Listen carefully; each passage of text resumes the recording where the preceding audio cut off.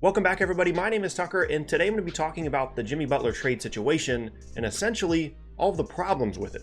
I originally started making this video with a Trade Machine Tuesday kind of format in mind, but the more I went through it, the more I realized that it's extremely difficult to try and find a trade that works well for both sides for most or all of the teams that are reportedly interested in trading for Jimmy Butler, which means that even though I do expect him to be moved, I don't think there's a deal out there that will work out very well for Minnesota at all due to some issues that they've created as well as some out of their own control. There are issues specific to the individual teams, but also just in general. So let's begin with a wider scope and then work our way through a handful of the reported teams. Okay, so really quickly, let's do a quick recap.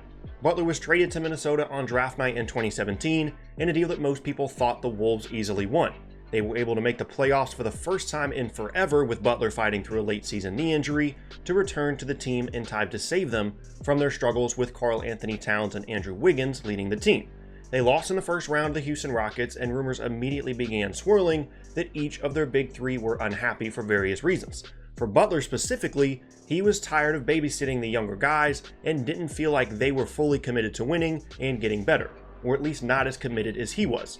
And then last week, he met with Tom Thibodeau and expressed a desire to be traded, reportedly listing 3 teams as his preferences: the Clippers, Knicks, and Nets. Initially, Thibodeau had no interest in dealing Butler because he didn't come to Minnesota to go through a rebuild. He came there to make the playoffs and win games. And if they did trade Butler, all indications to this point have been that Cat and Wiggins alone aren't good enough to take them to the playoffs. However, Wolves owner Glenn Taylor had other ideas and has been pushing for the front office to find a trade sooner rather than later, with preseason starting up later this week. Butler himself has basically been excused from team activities while they try and find a trade for him. Alright, now with the recap out of the way, the problems here are pretty obvious. First of all, the organization is clearly split on whether or not they want to trade Butler. Now, I understand the coaching staff's unwillingness to let their best player go, but at the same time, it seems more like they're in denial than anything else at this point if Butler really is intent on playing elsewhere this coming season. On the other hand, I also understand the owner not wanting to keep Butler around and the desire to get trade value in return for him before he leaves as a free agent next summer, and to move on from the situation as a whole. But the problem with that is everybody knows how badly he wants to move Butler, which compromises how much leverage they have in negotiating with other teams. So now you're in the situation where the decision-making process is in disarray because everybody in the organization is not on the same page about whether or not to trade a perennial all-star that's coming off a 22-point per game season that clearly doesn't want to play in Minnesota anymore, but is also a free agent in 2019 and will likely demand a max contract despite being nearly 30 years old. And on top of that, the rest of the league knows the owner is desperate to trade him away. So on one hand, you have a guy that has significant trade value under different circumstances. Just as a basketball player, Jimmy Butler is extremely valuable to other NBA teams.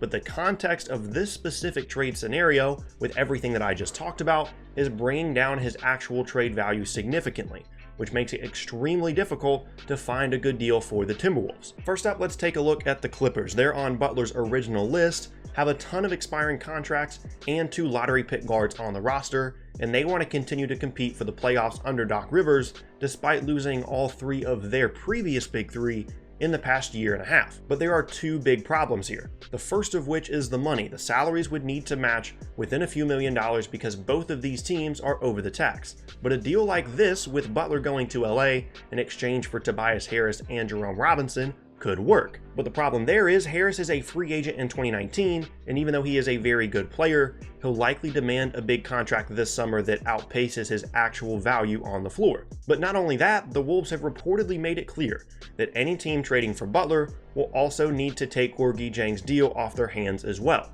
And if that is the case, then things get very messy from a salary matching perspective. It could still be made to work, but that just leads us to the bigger issue, that the Clippers are probably the front runner to sign Butler in 2019 anyway.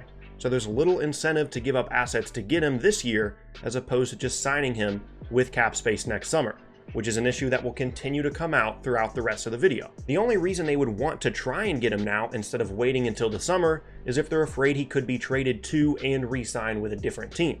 But as you will see, there aren't a ton of teams that could really make that work, and if the Kawhi Leonard situation is any indication, the Clippers are fine with waiting until the summer rather than giving up assets now. So to me, even though it could still happen, there are a lot of issues with potential Jimmy Butler to the Clippers trades. Next up, we have my very own Brooklyn Nets, who many people were surprised to see make it onto Butler's preferred list, but the first issue here is just the same as what I just talked about.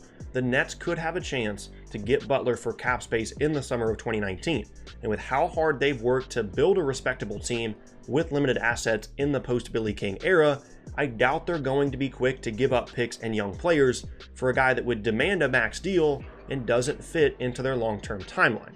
Butler will be 30 years old at the start of the 2019-2020 season, and although the Nets do have some guys they could use to make a deal work, I don't see any reason to just to be an average Eastern Conference playoff team. Even if you do subscribe to the notion that Kyrie Irving would consider joining Butler with either the Nets or Knicks, that would be a big leap to make on a backcourt duo that, although they would be exciting, probably isn't getting either of those teams to the NBA Finals anyway. Which leads me to the last team on Butler's list, the Knicks, which have exactly the same issues as what I just talked about with Brooklyn. They do have some assets, but I don't see any reason to give them away for Butler when they're in the running to sign him next summer. And just like with the Nets, even if you're one of those people that think Kyrie would leave Boston for New York if Butler was there, that is an extremely easy decision to make while sitting at home surfing Twitter, and a much more difficult one to make when you're actually running an NBA team. And as we all know, the NBA can be very unpredictable. So to just think that trading for Butler would guarantee Kyrie signing with the Knicks, and then they and Kristaps Porzingis would go on to terrorize the East, requires several big leaps in reasoning to me.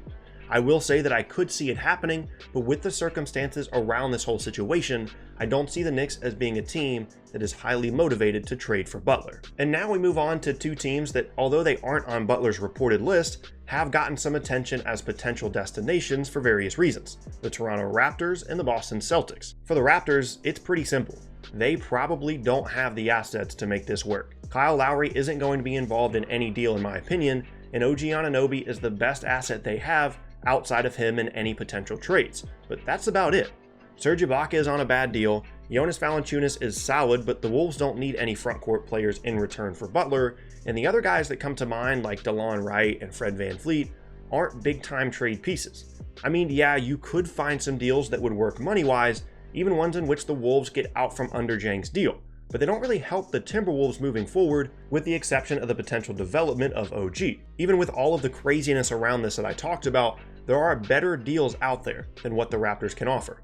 And that is without even talking about all of the risk involved with having your two best players be brand new to the team and 2019 free agents without having played a single game together previously, and with personalities that could potentially clash if you're Toronto. I respect the risk of the Kawhi move on Toronto's part, but I really don't see them being serious threats here. On the other hand, you have the Celtics, who fans are always trying to get to consolidate their young assets into another all-star caliber player to make them bigger threats to the Warriors. The problem is, I don't think they really get better by making a move to get Butler. In order to make the salaries work in any deal, either Gordon Hayward, Al Horford, Kyrie Irving, or Marcus Smart would have to be involved. But Smart can't be moved for a few months after just signing a new contract, Kyrie isn't going anywhere, and Horford is too valuable in the front court to give up. So that just leaves Hayward, a perimeter player at a position that they do have a lot of depth at. But why would Boston trade away a 2017 All-Star, even one coming off a bad injury on a big contract, plus one of their other good young assets, for the right to pay Jimmy Butler a 4-year max that pays $33+ million for his age 30, 31, 32, and 33 seasons, assuming he stays? I get that it would unite him and Kyrie, but Boston is set up perfectly both to compete now and to be the team of the future in the NBA, and there is no way they're going to jeopardize that for Jimmy Butler unless the Wolves are just absolutely giving him away for nothing. Last up, we have two interesting teams that have been thrown around as possibilities, including one that I think is probably the most motivated to actually make a move for Butler: the Miami Heat and the Cleveland Cavaliers. First up are the Heat, who actually have real reason to trade for Butler. Miami has one of the highest payrolls in the league and are clearly a middle-of-the-road team in the East, and have long coveted Butler's hard-nosed game and competitiveness. He would certainly elevate their standing in the East, and I think he would probably re-sign with them in the offseason because, well, they're the Heat. The problem is, it just doesn't work. Miami would probably be willing to give up Justice Winslow in the deal, and I think that's an asset Minnesota would be interested in, but it's so difficult to make the salaries match. The Heat don't have any expiring contracts, so the Wolves would end up taking on a long-term salary, which is the opposite of what they want to do. Even if it involves unloading Zhang's deal, which Miami likely wouldn't want to do, Minnesota would still end up with two of either Hassan Whiteside, Tyler Johnson, or James Johnson's big contracts, which aren't much better than Zhang's. I wouldn't be surprised to see the Heat work some front office magic and get a third team involved to make it work, but I just don't see a path to Miami for Butler. And last up, as I said, is the Cleveland Cavaliers, a team that I have seen some reports and rumors about trading for Butler, but I'm not really sure why. They aren't going to give up Colin Sexton, they don't have any expiring contracts to make it work, and probably wouldn't have much of a chance on re-signing Butler anyways, so that's it. In the end, this is obviously a developing situation and things can change very quickly, so if Butler does end up getting traded to any of these teams, I wouldn't be shocked. But I just wanted to make this video outlining why it isn't as easy as many people are trying to make it seem, and that is a very complex situation. I do expect Butler to be traded because he isn't going to play for the Wolves this season, and they do want to try and get something back, but it isn't going to be a big return, I don't think. But anyway, once again, my name is Tucker. If you missed any of my previous videos, then be sure to check out the boxes on screen. Thank you all for watching, and I'll see you all next time.